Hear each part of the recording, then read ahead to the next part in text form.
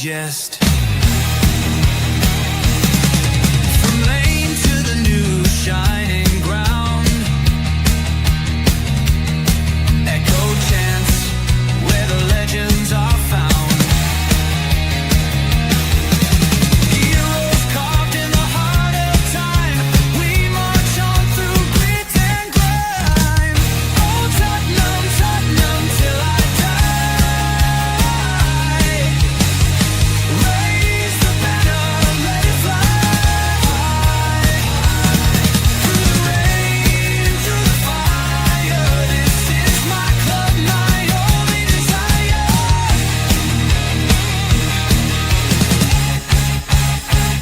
Oh Tottenham, Tottenham till I die. Raise the banner, let it fly. Through the rain, through the fire, this is my club, my only desire. Echoes of King and Greaves in the air. Every goal, the sound declares. Heartbeats pound like a drummer's song, marching forward, fierce and strong. We're the ones who rise in the clash. Numbers running in a white shirt dash. History burns in the roaring crowd. Every game we scream it loud. I'm Tottenham, Tottenham till I die. Raise the banner, let it fly. Through the rain, through the fire, this is my club, my only desire.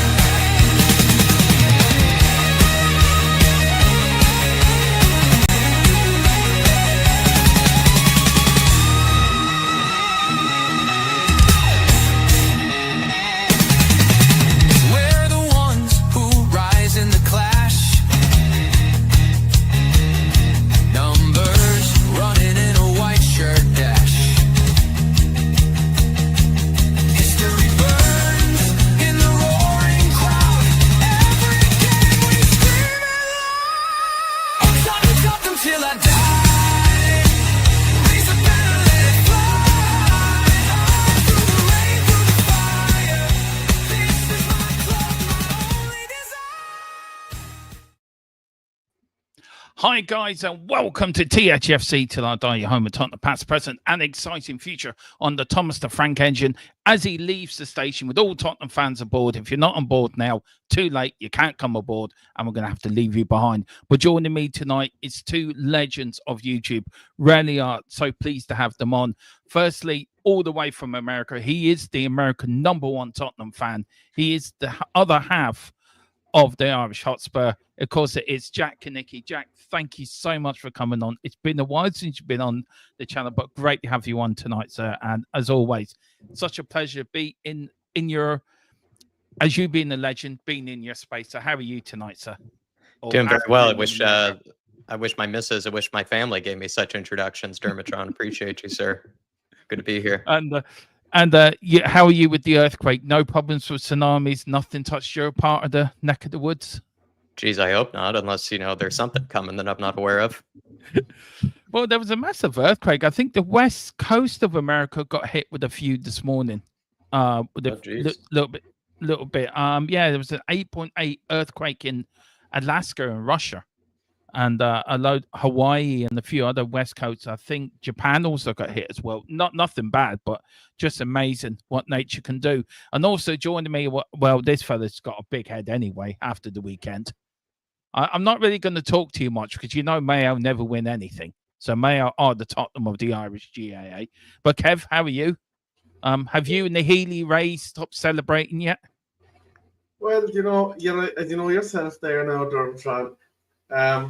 We like winning in All Ireland. We only won the 39 of them, so there's plenty of celebration to be done. There was great turnouts in the homecomings, and it's possibly the only silverware I'll see this year. You never know. The under 18s might win something for you as well. Man United definitely won't win you anything. That is for sure. We will end up winning more trophies than Man United this season. That is for sure. But guys, welcome to the show. I'm going to welcome a few people in and we are going to crack on with it because these lads' time is precious. Big up to you, Giant68 says, big up. Dermo and panel and chat. Guys, big up to you, Giant. We've got Wayne Bonner. Good evening, everyone. Hope you're all well and enjoying this action. Non-stop transfers, Tottenham transfer window. Yeah, me and Jack are really bowled over by it. I mean, we're such on the edge of our seats, aren't we, Jack? We just can't wait for the next signing to come in. Can't wait. Desperate, skeptical. A lot of, I would say, not so great feelings about the transfer window thus far. If anything, more worried is the word that I would say has been coming through. Yeah, that is so true. I'm big up to David Clark. Hi from Leicester. Spurs have inquired about Leicester City's E.I. Canhanosis, 21-year-old attacking midfield player. Interesting. Another young player, another baby for the crash to come in. Yeah, we don't need any babies. We need experienced players.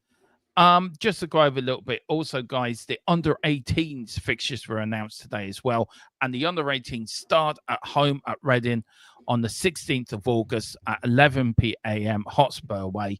And we finish off the season, of course, at West Bromwich Albion at Hotspur away as well at 12 p.m. If you're wondering about the London derbies, here they are. We've got Palace on the 30th.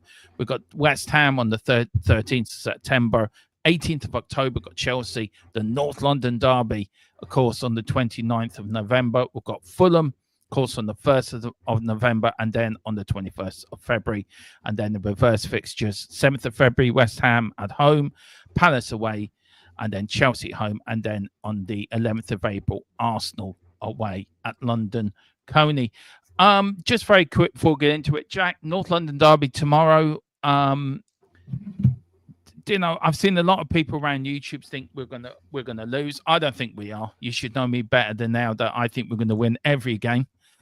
But how do you feel about it being played out in Hong Kong? The first ever time it's been played out of North London. Does it take anything away from it?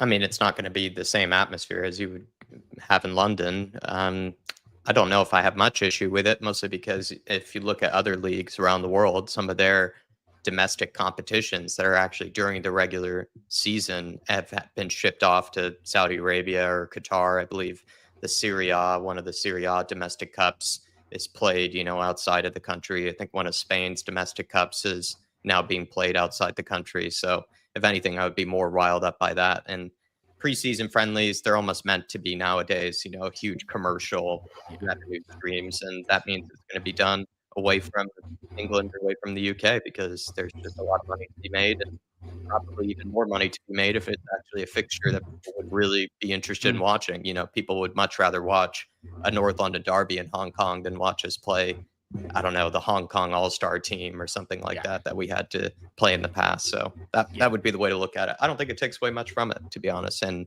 it's never going to be the same atmosphere. No. What are you hoping for tomorrow? I know I'm joining you for the pre-match anyway, but what are you hoping to see tomorrow after the lackluster performances of the weekend? I hope that Frank puts out a version of a stronger 11 or one that maybe he feels more confident in, because then we might have a clue as to who he has faith in for what sort of team he might be lining up with the regular season. But I'm hoping we don't get spanked. I'm hoping that we don't actually have that much of a torrid display. Be nice also as well to maybe score a few goals because, in the last game, against Luton Town, which just was absolute dead rubber and just felt like we had no chance of putting it in the back of the net. So I'm just hoping that Spurs actually show a whole lot more, to be honest, compared to what we saw last time around against Luton Town, really. But I'm not sure if my expectations or anything are that extreme or really that high. I'm just hoping to see, much better performance. Yeah, I think I want that too. Kev, with your preseason, are you been happy with Manchester United's preseason so far? Or do you think there's room for improvement there? Well, obviously, I would like to see more of the players that we wanted to sign during the summer.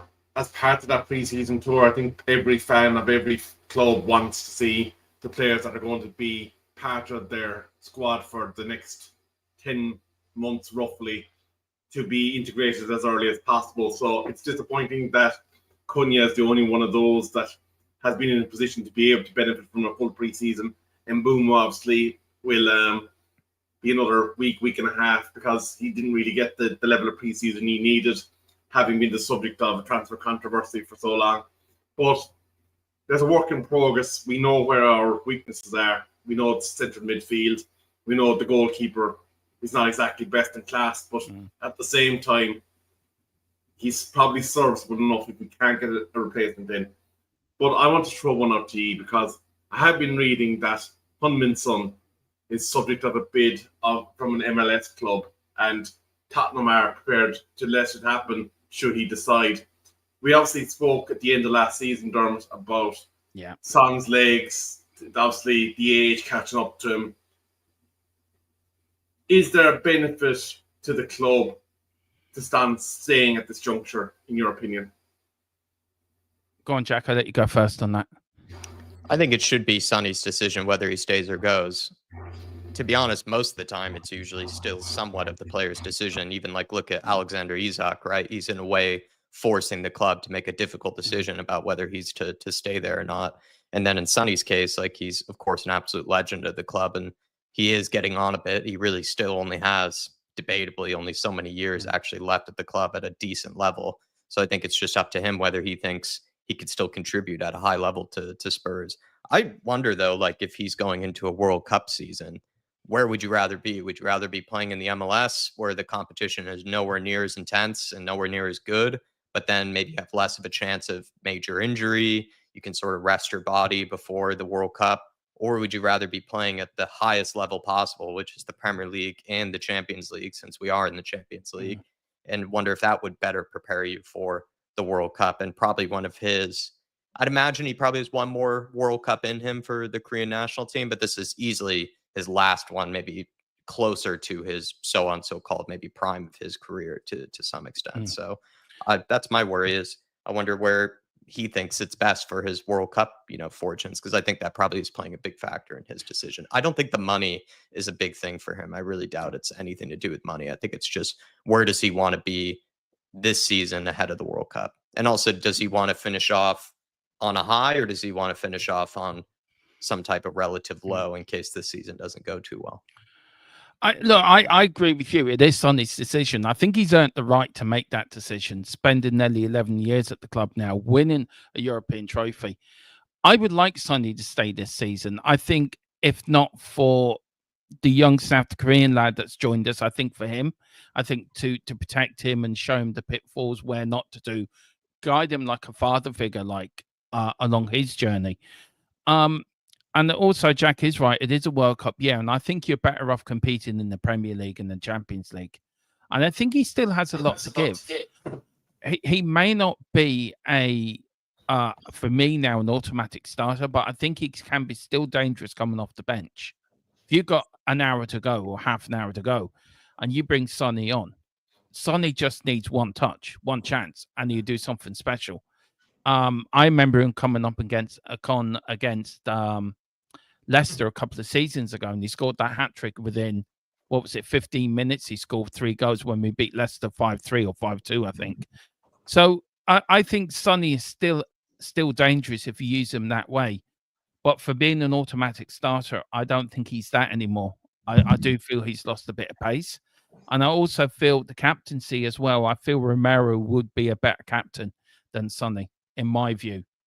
But look, it's down to Thomas Frank. But look, I agree with Jack. Sonny he's a legend, and it's down to him. And whatever he decides, I am fully supporting. I don't think he owes anybody anything at our club, and I think we owe him more than he owes us. Which brings me nicely onto the transfer window, and just. Guys, there was a lot of rumours going around before the window started that Tottenham will have to buy to sell and all this, and suddenly we're splashing out 60 million quid on Kudos. We're splashing out another 60 million quid on Morgan Gibbs-White. Now we know how that went. Just on that deal alone, the Morgan Gibbs-White one.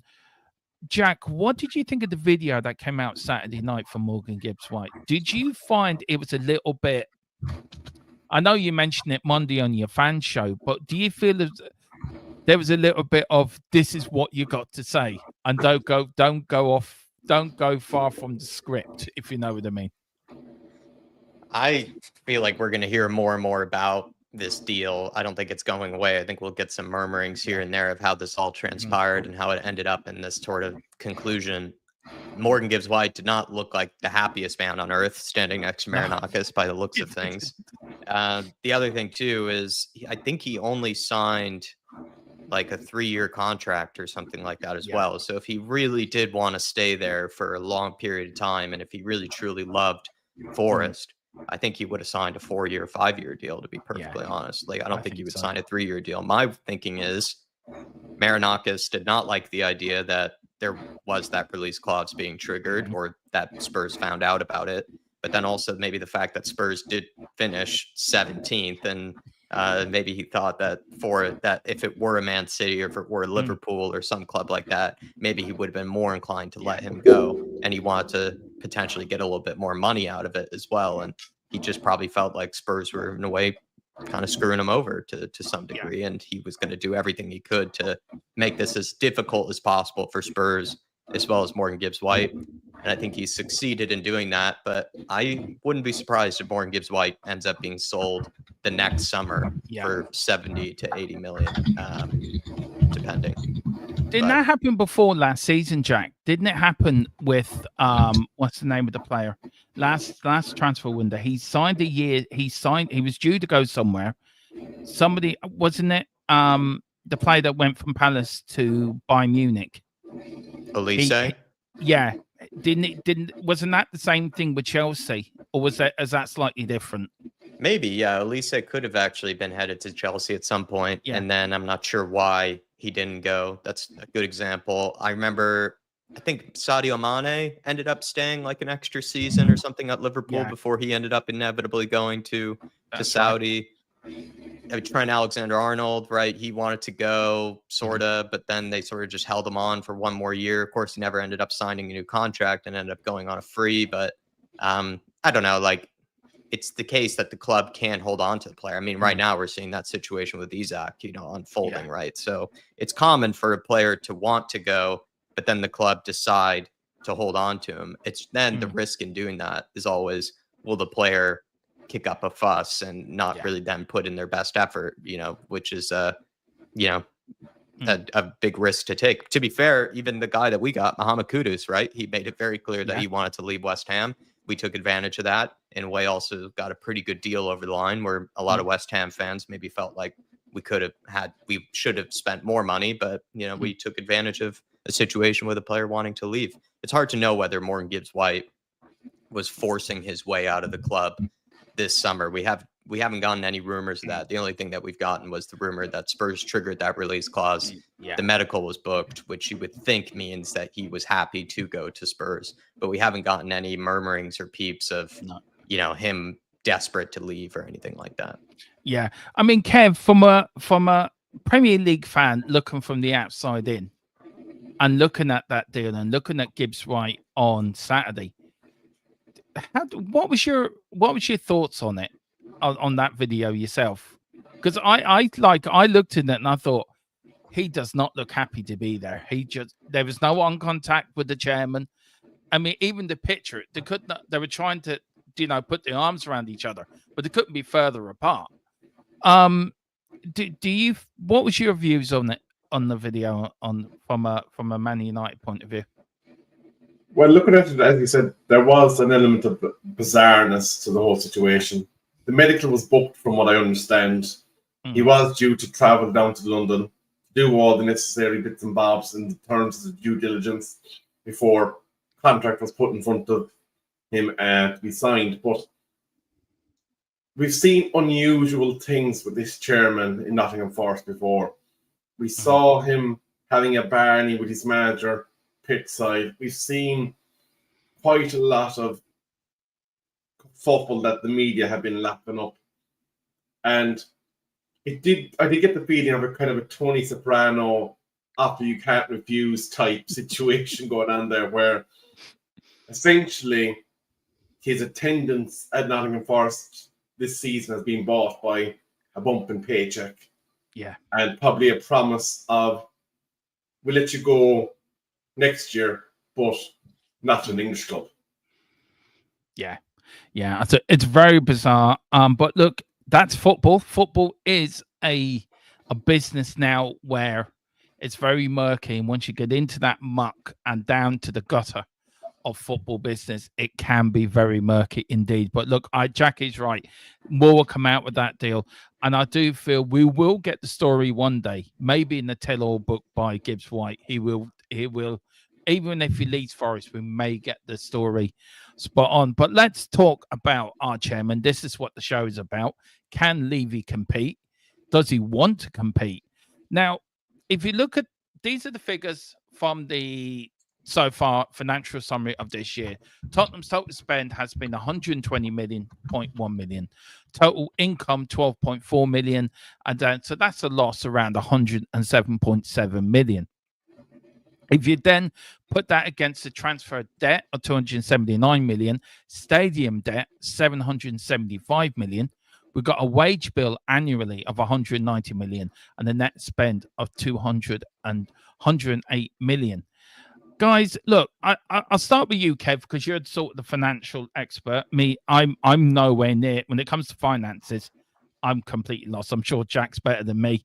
I'm sure he is. Oh, yeah, I say he is. I'm completely... Maths was never my strongest point at school. I'll tell you that now. Has Levy sold us up the river a bit by saying that... Was it true then with this sell to buy? And then we splashed out 60 million for Kudos. We were splashing out another 60 million for Gibbs-White. And we thought, oh, hang on a minute. This is very unlike Daniel Levy. But, do you know, where's that money coming from? If you've got finances like that and the stadium debt as well and the transfer debt, do you know, I think that's nearly $1 billion. Where's the money coming from for these transfers? And are we worse off than what you lot up in Manchester? Let me just bring this up briefly, see if I can zoom in on it. Doesn't need to, but basically this is the table of PSR that was coming up to the June 31st deadline. Tottenham are the fourth healthiest PSR rating of all Premier League clubs. I'm not going to take that down again because it's given no value to any of the viewers, but essentially speaking, it's absolute hogwash that you don't have money to spend. I don't believe that for a second. And the case in point I'm going to give you is Manchester United Football Club. We've been listening to every journal under the sun telling us that, oh, we have to sell to buy, we have to do this, we have to do that before we can get anybody in. We've got in Matthias Cunha. We've got in Mbeumo. It looks like we're doing a deal for Sesko now. And according to a lot of the journals, the whole myth of selling is gone. Now, Manchester United were 130 million behind Tottenham in PSR rating. We were the fifth most clean club, but we were nearly at half what he had. So, according to the reports that I've been reading, you have estimated headroom of 277 million, which would allow you to spend up to approximately £200 million in this transfer window. Now, bearing in mind that all sales, you get the benefit of those sales immediately, but any purchase can go up to 5 years in terms of, for PSR purposes, with the installments and whatnot. So if you spend 60 million or 80 million, let's just keep it easy, on a striker, that's 20 million of your budget for this year. If you spend another 80 million on a midfielder, that's another 20 million. That's only 40 million. So you have more than enough headspace in order to get the team that you need. And with the exception of Newcastle, of all the Champions League clubs, your window is probably the most disappointing, considering that you have that room to maneuver. Because you're looking at Mikey Moore going up to Rangers. You're looking at Son having a decision as to whether or not he thinks he can still bring a benefit to your club for another season of Prem and Champions League. It's going to be even more intense than last year for you. And you're looking at situations where the likes of Tell, Johnson, players that you had concerns about last season, are still the ones that are leading the line for you. Like Manchester United, when they complete the Sesko deal, if they do it, will have completely overhauled that from 3. It's Yeah. The front three that was as bad as Tottenham's in front of goal last season. And it was probably the number one issue that meant that we finished where we did. Tottenham haven't had that surgery. And they need to have that surgery. Now, maybe they're playing a game in there that they don't want to get their pants pulled down in terms of, he's a £50 million player, but if you want him, it's 100 million for you, Tottenham. Maybe that's what we're seeing here. Yeah. But the reality is, somebody in your management, in your ownership, is dictating the strategy here. Is it Levy? Is it the other company that has, 70% of Tottenham? Who knows? But you have nothing that's impeding you from going after the types of deals that we're going after. Sunderland, for Christ's sake, have spent £150 million. Sunderland. I mean, Jack, look, it makes you, I know we're laughing because that's all we can do is laugh, isn't it? I mean, we've seen these windows before, haven't we? A couple of years ago under Conte, nothing was happening. Suddenly we bought in Bentancur and Kulu, which got us top 4 that year. But if you look at the times under Paul Mitchell and then the times under Paratici, and you look at Steve Hitchen, what he did, and you look what Lang done last season, I know you and Dave were quite vocal on Ange not being backed, and I think I agree with you, he wasn't backed. Why is it the same old, Jack? I mean, we won a Europa League. Surely we should be building on that. And if it's not finances, then is it then the incompetence of Lang? Is it the incompetence of Levy? Is there a boardroom issue that we don't know about? Or is it all of the above? It's probably mostly all of the above, but I do feel like the director of football sometimes tends to not get as much blame as they should because they are the ones that are given a budget of some kind, and then they have to find players within that budget to get people over the line. And it seems like in the past, we found it very hard to figure out, is it mostly Levy here or is it just the director of football just being incompetent? Look at Steve Hitchen. I mean, the guy spent like 450 million or something, and that was a lot of money, and he wasted all of it. You can't really name many players that he brought through that were actually of any real quality, despite how much money he paid. Paratici did pretty well with his budget, and I think that's an example of, even though Daniel Levy tends to kind of sort of handcuff you to a degree where he's not going to give you a massive budget to work with, Paratici found ways to get deals done, either through installments, using his own connections, maybe even the dirt that he had on other clubs, hence why he probably got banned in the first place from football. But we know that the guy found ways to get deals over the line, whether you agree with some of the deals that he did or not. He did feel like Paratici moved a bit more swiftly than I think the likes of Johan Lange has been. I'm thinking it's definitely a bit of more Johan Lange than it is technically. Daniel Levy, I think, bears the majority responsibility because he is the one who hires these directors of football. He's the one who oversees them. He is the one who gives them the budget. But I do feel like Johan Lange is doing something very similar to what he did last season, where he took a long time to actually bring through the first team, guys that actually would be challenging the first 11 or would walk straight into the first 11. Last preseason, he waited until basically the final days before we actually began our first Premier League game to bring in Dominic Solanke, which was the most crucial signing of the window. He signed Wilson Odobert, who was in a way a bit of a letdown because we all felt like we needed another winger to compete with Johnson and compete with the rest of the team. He signs a really young kid from Burnley.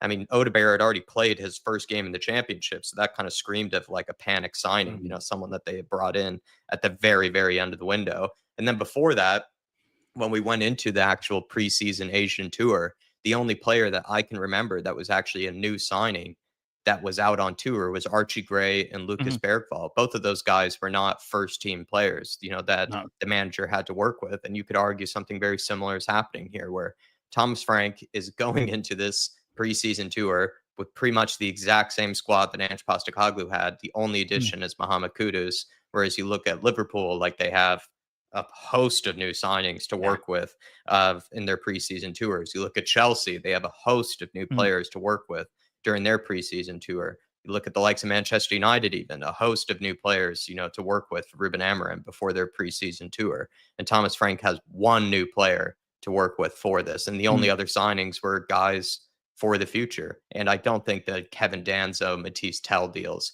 count to any degree, because those deals were done before Thomas Frank even knew that he was going to be the Spurs manager. So I think it's a lot of Johan Lange's incompetence to be able to get big money signings over the line. And if you compare that to previous directors of football, they showed that they could get those big money signings over the line, i.e. Paratici.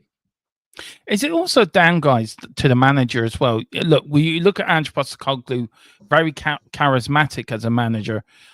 Very much he was able to get, I think it was Matisse Tell to come to the club. He talked to James Maddison when we bought him, got him to come to the club, sort of was the final stepping stone for signing the player. And you look at Thomas Frank, he's a bit different to Postecoglou. Do you think that plays a factor as well, Jack? That Postecoglou, for all these faults, did have this charismatic sort of family thing about him, where Thomas Frank is a bit more like a school teacher. He's a bit more stricter, a little bit different than to. Do you think that plays something into it? It's hard to say. I think Ange Postecoglou is more of like a better salesman than probably Thomas Frank is. He has a charisma and a personality about him that a lot of people might really enjoy.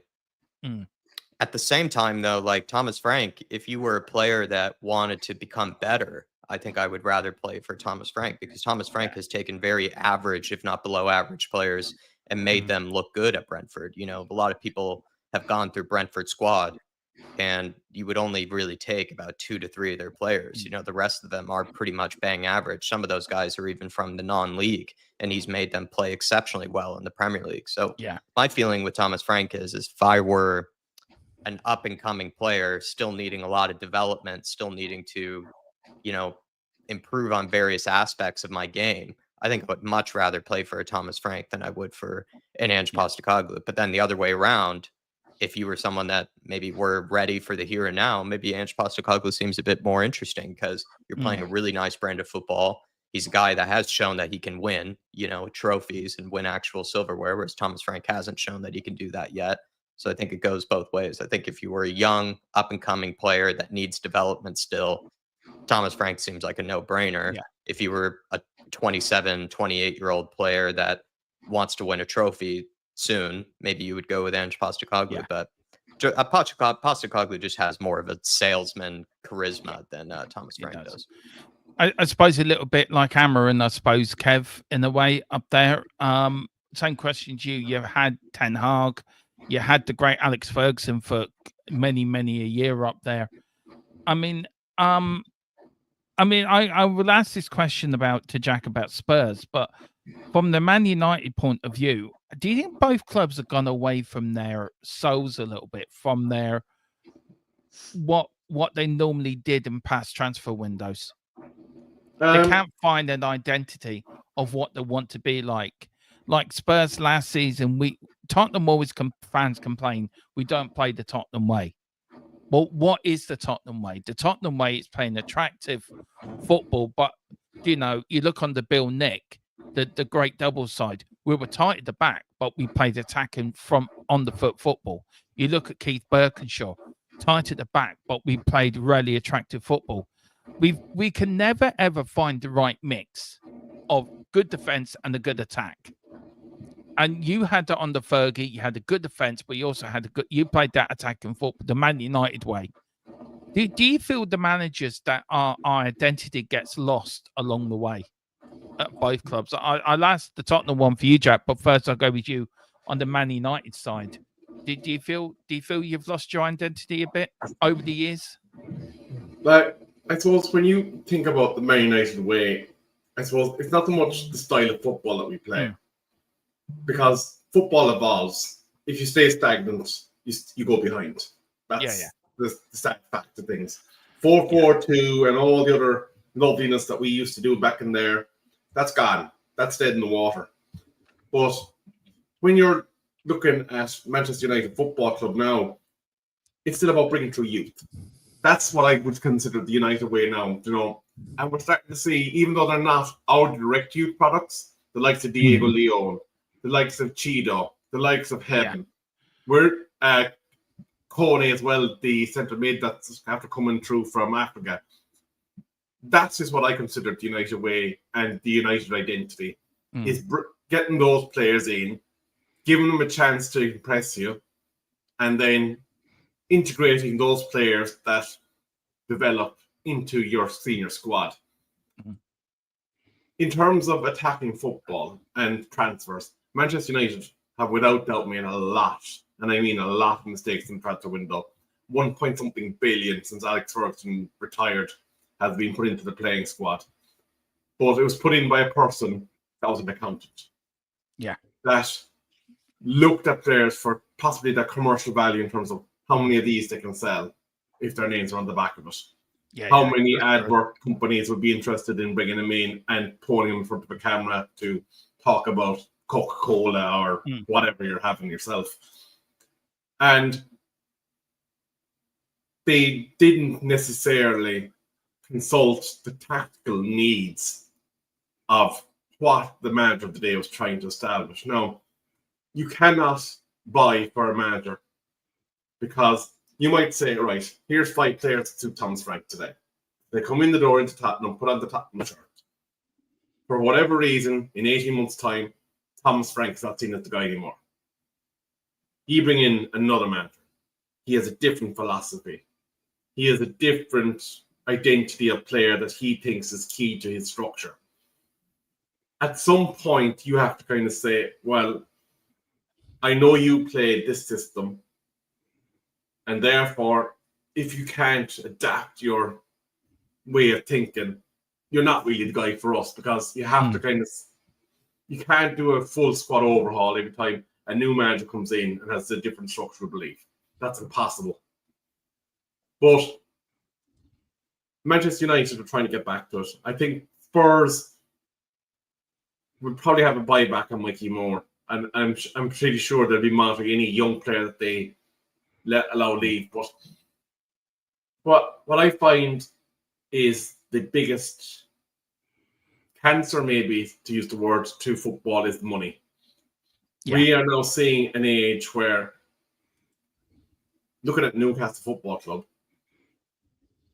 even though they are in Champions League, Manchester United is still a bigger draw, who finished 16th, trophlyless, and is probably one of the most disorganized squads in the Premier League. But United are still drawing these players.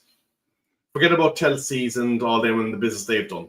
That's obscene because, look, they are the hot favourite of the day. But the charismatic nature of your manager, to come back to your question, it's obviously more palatable to take a message from someone that has a bit of charisma. Like, Ruben Amorim came out and said, the squad is one of the worst that Manchester United Football Club have ever had. He was straight to the point. Now, did that do damage to our season? Quite possibly, because unfortunately, a lot of these players like to be mollycoddled. They like to be told they're the best. They like to be told that they're right. They like to be told that they are above getting advice from anybody. We had a player that said to Cristiano Ronaldo when he was still at the club for his second time, "Who are you to tell me how I should conduct myself on the pitch?" A man that had more medals in his back pocket in a year than this guy will ever have in his entire career. It's a bit like him saying that to Roy Keane, or somebody saying to Ledley King or Harry Kane as a youngster, "Who are you to tell me?" I mean, Jack, you look at the many managers we've had since Enoch and Levy took over. The turnover of managers has been ridiculous. I think Ange has been our longest serving manager since Pochettino. You know, the Kev's makes a point about different identities, different philosophies. Do you think Tottenham's way is just getting lost within the message of the managers we're picking?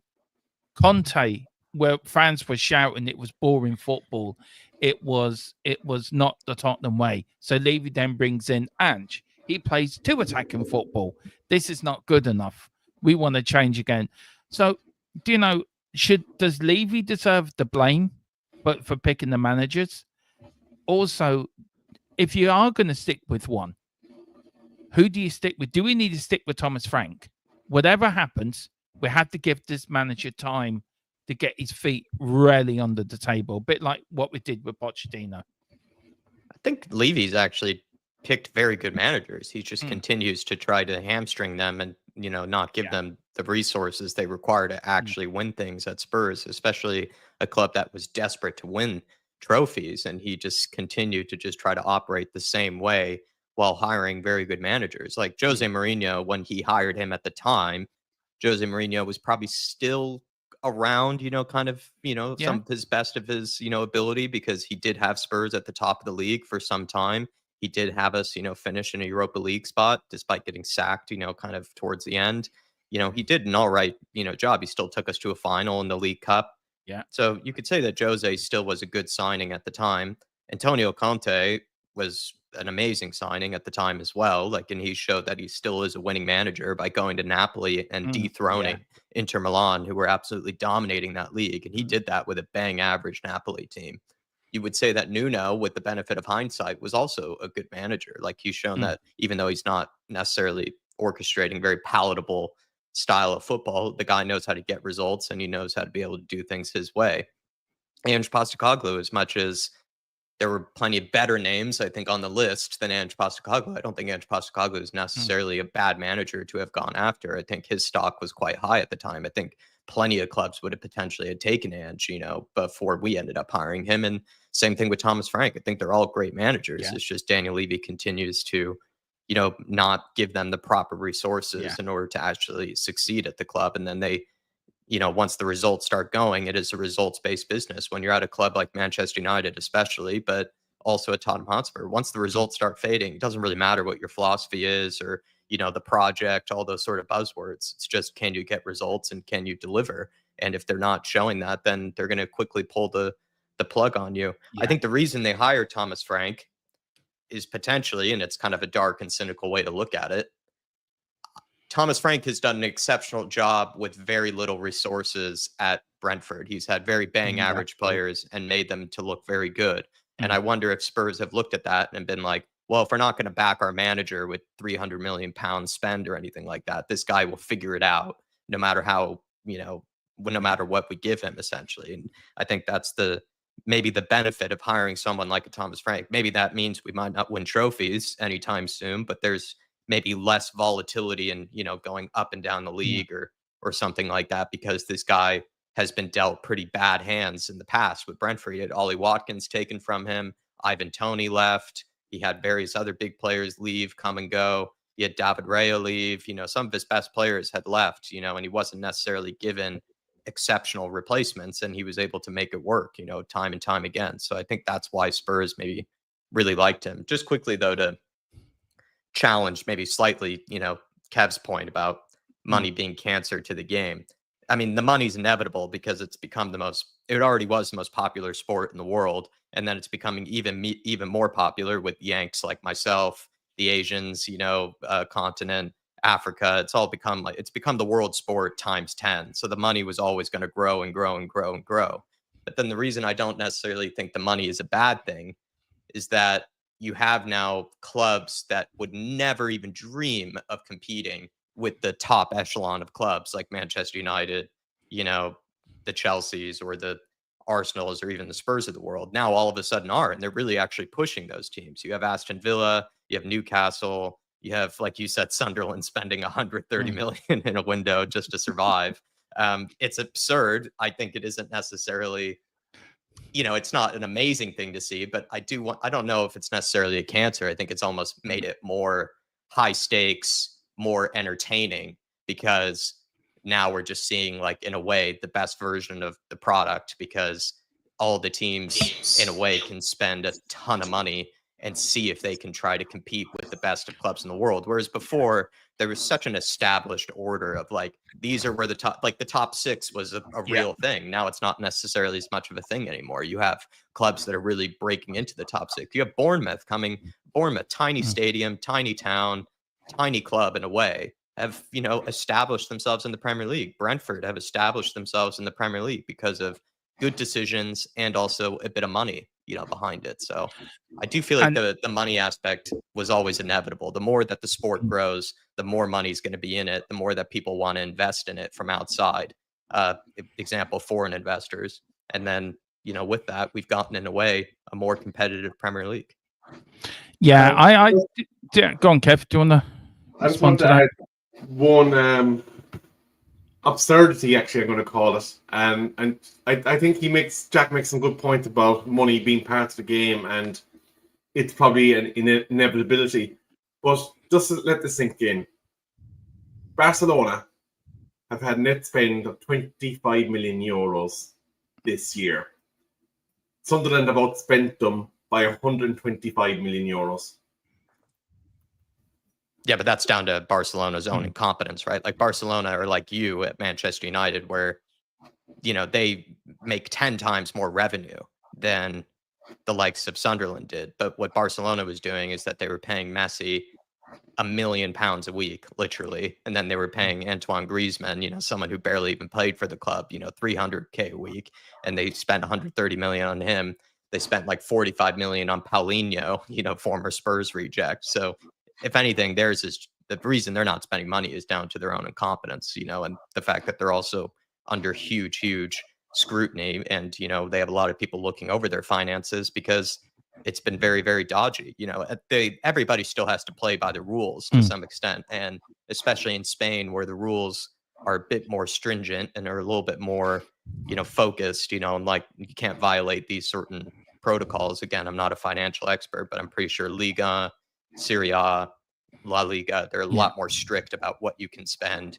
But Barcelona they were going absurd. They spent 130 million on Coutinho, who barely even played again, for the club. Look at all the money that they had wasted. You can't just be an endless money pit and then not face the consequences at some point. So I'm actually glad that Barcelona has had to be forced to, go back to their academy and do things the Barcelona way. That's what made them kind of an annoying club. Was at one point they were bragging about their academy, bragging about the roots and the heritage of Barcelona, but they were spending 400 million in a window on Ousmane Dembele, Griezmann and Coutinho, guys who never really ended up shaking out for the club when they had this plethora of talent to pick from, the whole time.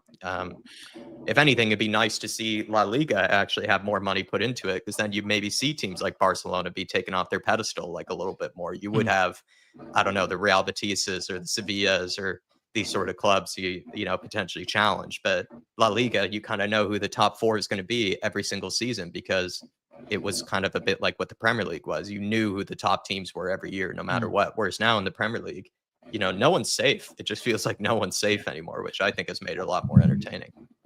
It's more competitive, isn't it? It's more compelling to watch. Look, when I was a kid, Serie A was the biggest league in Europe, and it was one of the best leagues in Europe as well, and also the La Liga and the Bundesliga as well, which I started watching German football last year because of you, Jack. You got me interested in German football, and I watched a lot of it last year. And I have to say, I really enjoyed the Bundesliga. There was some really good games in there. Got a bit of a soft spot from RB Leipzig, I must admit. I do have a little look at them when they're in the Champions League last season, so I did follow them a bit. But yeah, I think you're right about the Premier League. The Premier League's become more, as it's grown, it's become more unpredictable, if you know what I mean. You can forget about, say, the top 5 or 6, but anywhere from 7th downwards, you don't know where anyone's going to finish. And I think that's the unpredictable of the league, which makes it popular. Just want to go over a few things, guys, before we finish off, and then we'll got some comments and questions from the members, which I've put in start, so we will go over that. This is the players who we bought. Now, I know Tel, Danso, and I think Luca were all bought last year for this summer. Also Taki and Kudos. The 2 players that were sold, of course, has been Højbjerg to Marseille, which I think is a massive mistake. How dare they sell the Dane? We could have done with them last year. And also the one that's really got me is Josh Keeley. I'm really upset over that, Jack. I know Dave will be pretty miffed as well. I haven't spoken to Dave about it, but I'm sure he's as miffed as I am that he's now gone. There is talk about Kingsley going out on loan to Lille. I don't really believe them rumours because I don't think Spurs would lead themselves with a goalkeeper trio of Vicario and Brandon Austin, who I don't think is good enough. I think Keeley would have been far better. For me, would have been Vicario, Kingsley, and Keeley. Well, what's your thoughts on it very quickly on this, on the goalkeeping situation, Jack, and Keeley going, and the rumours of Kingsley going out on loan? Do you agree with it, or do you think Tottenham will be shooting themselves in the foot if they did that? I'm not necessarily as in love with Kinski as others are. I think it just screamed of panic. You know, they decided to keep Fraser Forster for one last season. He did his very best to, was it against Man United where he had that horrible display where he did his very best to let Man United back into the game and give you guys some goals. And the guy was kept around for one season far too long. And then they had to panic and bring someone in January to fix the situation. Instead of they should have just, in my opinion, just ended Josh Keeley's loan, paid whatever they needed to Luton Town, or maybe did something in the future to sort of alleviate the situation of cutting the loan early, and then brought him back from loan to, you know, be the backup goalkeeper, you know, during that time. I just felt like Keeley, even if he wasn't necessarily ready or not for that step up to the Premier League, I'm not too sure if Kinski really is either. Like, I think Kinski, when he was given that run of games, wasn't really all that great. He was letting in a lot of goals that he really shouldn't have. And I think he's pretty decent with his feet, but he's not necessarily the best shot stopper that I've seen. So I just felt like Josh Keeley, since we had already been developing him through the academy, it was a good opportunity when you are desperate, give your chance to the younger players when you do become desperate. Exactly. And then we also have another young goalkeeper and Luka Gunter, who we could have brought through, maybe then had him sort of replace Alfie Whiteman or Brandon Austin as the homegrown club-trained goalkeepers, which are pretty important for registering Europa League, Champions League. I just think Spurs could have gone about it a lot differently without having to spend, and they spent like 10, 12 million or something on Kinski. It just didn't seem necessary. It screamed panic. I do like Kingsley. I do think he will. I think I must admit I've been very impressed with him in pre-season, more than I have been Vicario, if I have to be honest. But look, I love Vicario. I was at the Brighton game a couple of seasons ago, and I was behind the goal, but he never shuts up. Vicario never shuts up at all. He just keeps shouting and roaring at the defenders. I'm sure Romero and Van der Ven are glad to get into the dressing room at full time just to get away from him shouting. Right, lads, we just go through a few questions and panels, and then we'll get you to plug your channels wherever you go, because I know you guys' time is tight. Big up to Giant68. It says, Thermo and panel, where do you see Spurs goals coming from this season? We need more firepower. I would do. And I'm sure Jack will agree we do. Where do I see them coming from? Well, I see them come from Johnson. I think Johnson will be thereabouts. I think Solanke under a Frank system, you might see a more attacking, more of a striker in Solanke than he did under an Ange system. And then on the left, we desperately need a left side midfielder on that side. So maybe Son. But for you, Jack, do you agree with that, or do you see any more coming from? See it coming from Kudus, Solanke, and actually Pedro Porro. Maybe not always goals, but I think he'll be potentially our assist leader. And then James Maddison, I think, is lined up for a big season. Just a quick question on Maddison. Do we need a number 10 to push Maddison? Because this is a big year for him with a World Cup coming at the end of the year. He needs to be more consistent this season, doesn't he? I think he actually had a much better season than people give him credit for last year. I think his first season at the club was really frustrating. And then I think his second season, I actually think he was a lot better than people gave him credit. Kulusevski, you'd like to think, is competition for him. And then Mohamed Kudus should also be competition for him. And then if they keep around Jamie Donnelly, that's also more competition for him. So I think there's enough there. I just liked the idea of signing Gibbs-White because I felt like Gibbs-White's just a very different player to Maddison in a few ways, and that's why it would have been kind of exciting to see that. But I think Maddison, I'm expecting a big season from him. So Terry White, how bad is Tails knee injury. That might have an impact on whether or not Son stays or not. I don't know how bad it is. Jack or Kev, do you know how? Is it? I don't think he said it was too I don't think he said it was too bad. Yeah. I think he did an interview with Alistair Gold, so Yeah, it didn't seem to allude to it being too bad. I haven't seen that. Did you see the tackle yesterday, lads, with Spence on Porro? I heard about it. I haven't seen the training camp video yet, but I will. It was. I'll tell you one thing, Jack, and I don't mind it. I don't mind it at all. I don't mind the feistiness in it. Kev, Poro's received a few of those already this season. Yes, one from the Reading player where he got absolutely killed. I think the Reading player should have been sent off in that game. I think the referee was very bad now, and the second one as well. Kev, did you see the video of the Jed Spence Poro? I didn't, unfortunately, but I did want to touch on one thing. Just bearing in mind that Tottenham have Champions League football. You talk about where the goals are going to come from. Yeah. Currently, your forward options, i.e., the non-midfielders, Kudus, Solanke, Brendan Johnson, Tell, Obert, Tricky Ricky. Depending on whether Son stays, he's kind of your last option. I think that's a bit light, considering you're going from Europa League football to Champions League football. It is. You're probably going to need more rotation than you've ever had, given that it is Champions League football. I think you need two more in that line. Not going to lie to you. Definitely.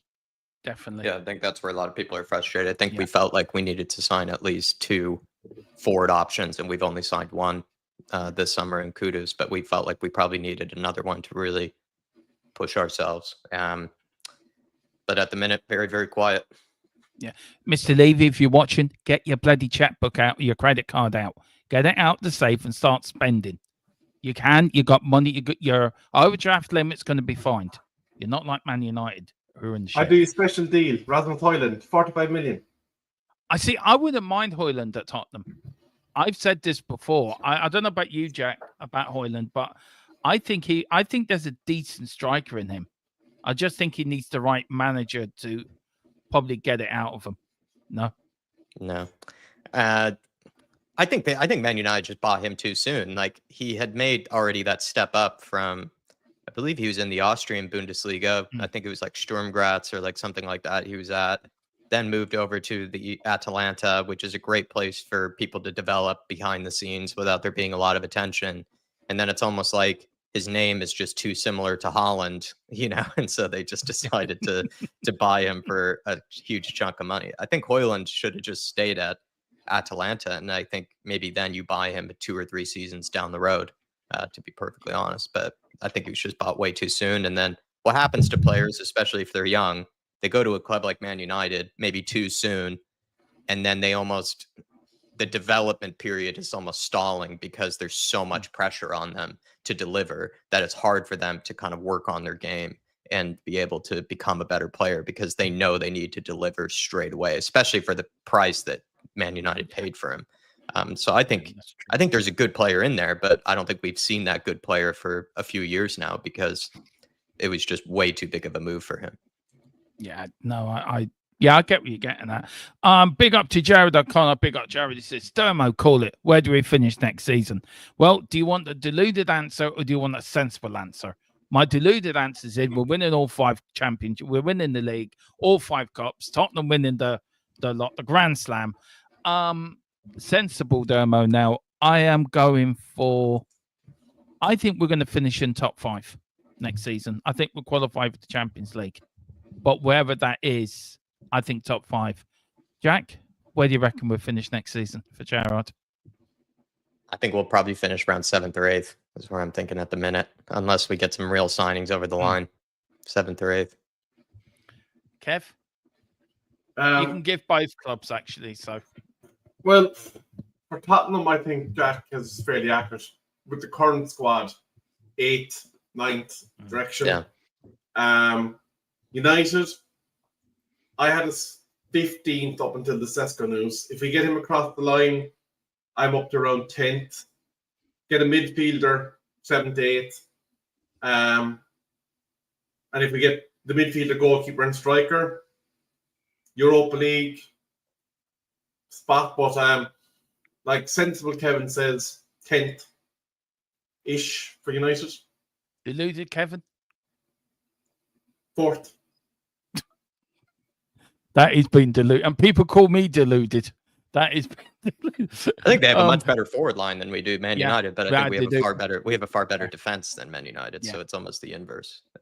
It is. Where almost No, every I defender agree we with have that. walks I into do. Man United's team, but then I think every forward you guys have walks into ours, pretty much. Yeah, very, very similar, aren't they? Big up to Big Bad Ron. Naming rights imminent. So I've heard and so I've been told. But as soon as I get an update, I will let you know first as fast as we always do. Big up to Geeks of Muckler B. Big up to you, Geeks. Hope you're doing well. Says, good evening, Dermo panel and chat. I actually think Tottenham will be a danger with your assisting squad. Frank will improve the easily proper top 7th to 5th place squad. We'll see how you feel after tomorrow, Geeks, after we whoop you in Hong Kong and actually whoop you 4-0 as well. To start the season with a big North London derby win. Big up to Razzle Dazzle. Big up to you, Razzle Dazzle. Do everyone pick up your memberships as well. There's a lot of member shows coming up this season. I blame Levy for the appointment of the recruitment team. 610 million spent in the last 5 years. Bought and sold. We buy too many players for the future that never develop. That is so true. And then a question to the panel. All great teams have core players that are built around. What players would you say are Spurs' current core standing players that we build around? Jack, do you want to go first in this? This last question of the show. So, like I said, I think we build around that defense. I think the defense could be one of the best in the league if maybe organized the right way and done the right way. I think Romero is one of the best center backs in the world. I think Van de Ven is one of the best center backs in the world. I think Porro is kind of the other Trent Alexander-Arnold of the Premier League in terms of technical ability. And I think Udogie can be. I think he's shown that he can make big mistakes, but I think he can be one of the best fullbacks in the league. So I think you build from that defense. And then we do have a good core of young midfielders, in Sarr and Bergvall. So I think you build from that. And then, yeah. I don't know what I think I agree. That defense is that's our strongest asset, isn't it? Our back four or back five. But guys, just a few more people to welcome in, and they're all coming in late. But I hope you do watch this on the rerun. It's been a really good show, and I've really enjoyed it. Big up to Anthony Lynch from West Cork, down there in the Rebel County, somewhere. Kev knows very well. I'm still not convinced he's a Kerry man. I still think he's a Cork man. Yeah, I just reckon he just went into Kerry and seen them win the All Ireland. Do you know what? I'm going to be a Kerry man. That's what I reckon anyway. Big up says greetings to all late to show. Any news on regarding Eze? No. We've got Jad's Future and Spence VDV Madison kudos. Anthony Lynch, big up to Anthony. He says any regards on any news regards. And says I'm waiting for a massive update from the people I use. And as soon as I get it, guys, you will get it first and fastest. Big up to Cooper as well. Question: how hard is it to make a stream seem positive during the transfer window, or is it easier to just put Levy's face on the dartboard at it for an hour or so? That would be an interesting stream, Cooper. To be fair,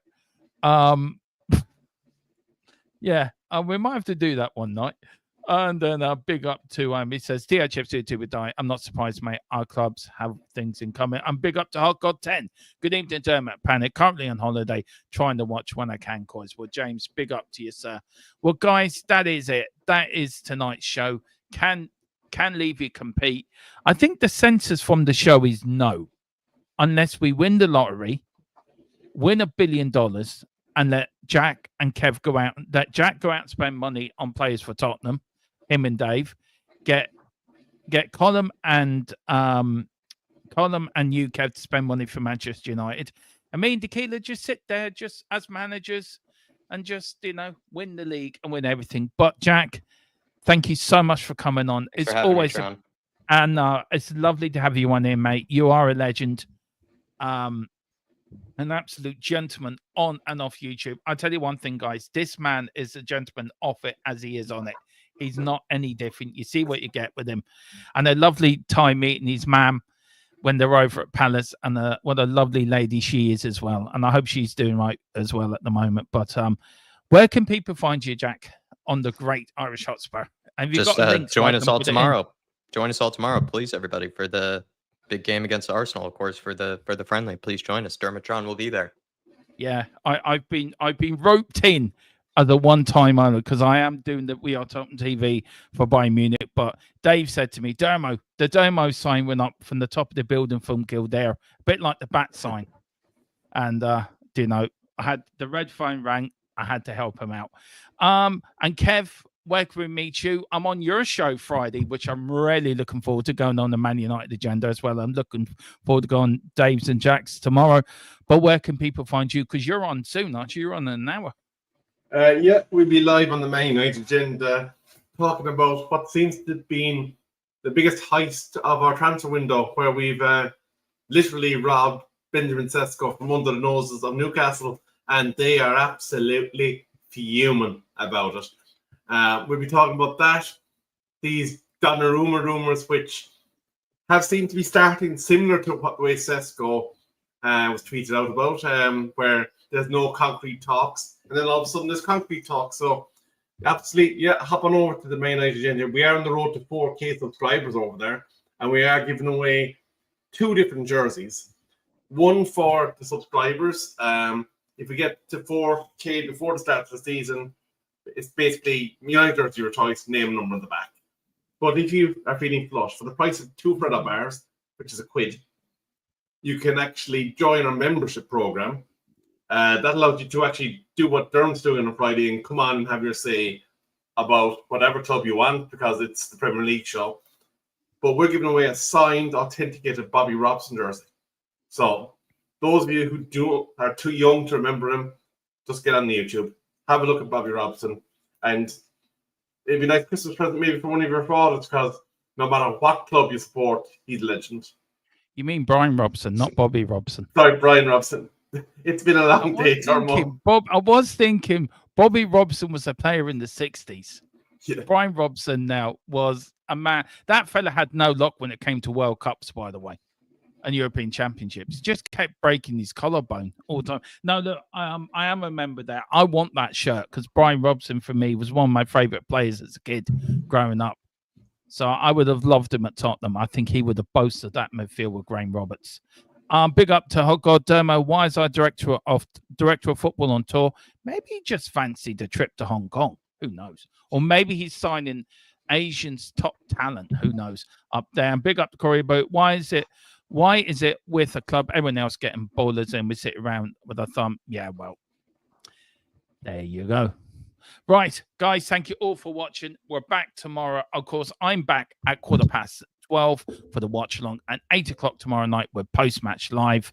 And then, of course, join me at 10 tomorrow morning with Dave, Jack, and the gang for the pre-match pump-up for Tottenham versus Arsenal. Come on, you Spurs, and Big Thomas Frank we trust. Go on, say it, Kev. You know you want to. Go on, say it. Say it. On the kingdom. So disappointed. Good night. Eyes on the prize.